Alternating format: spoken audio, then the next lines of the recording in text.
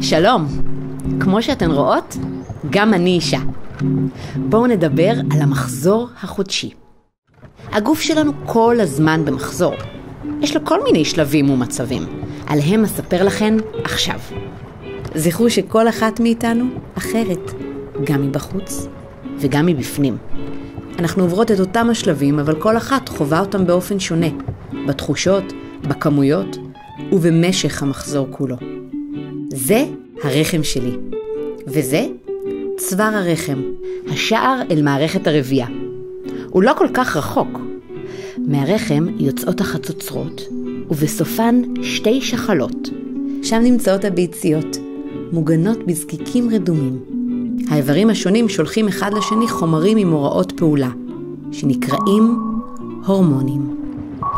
המחזור מתחיל ונגמר ביום הראשון של הדימום, הווסת. עוד בזמן הווסת, המוח כבר מתחיל להכין את ההזדמנות הבאה להיריון. הוא שולח הורמון לשחלה. כמה עשרות מתוך אלפי הזקיקים הרדומים שבשחלות מתעוררים. השלב הבא הוא הכנה לימים הפוריים.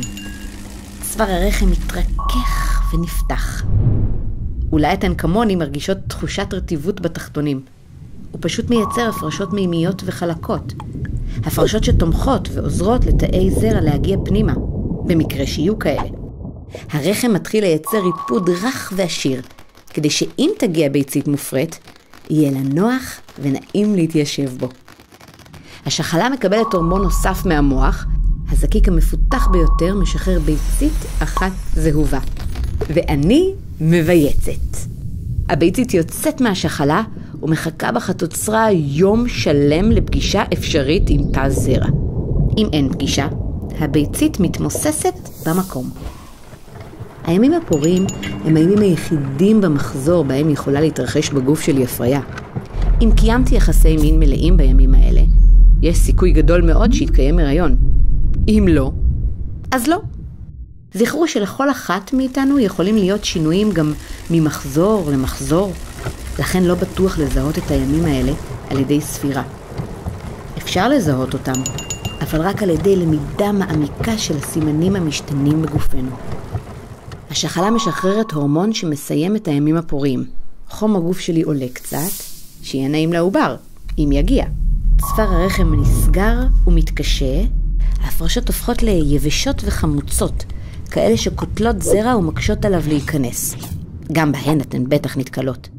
לביצית מופרית לוקח בערך שבוע להגיע לרחם, ועוד כ3 ימים להיקלט בו.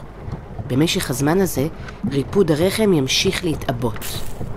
אם לא הייתה הפריה, אין ביצית מופרית, והגוף מבין שאין הריון.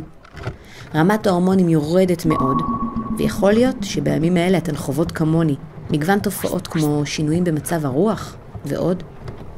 ואז גם חום הגוף יורד בחזרה, והרחם מפסיק לתחזק את הריפוד. אחרי 2-3 ציפוי הרחם נחלש, ויוצא החוצה במשך כמה ימים. זאת הווסת. ובאותו הזמן, המחזור מתחיל מההתחלה. זוכרות?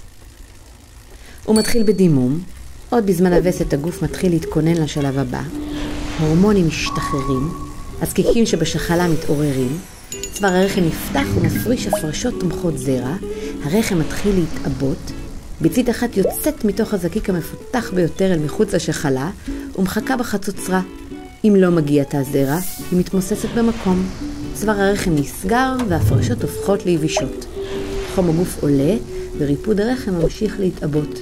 רמת ההורמונים יורדת, חום הגוף יורד והרחם מפסיק לתחזק את הריפוד. הריפוד נחלש ויוצא החוצה. והמחזור מתחיל מההתחלה.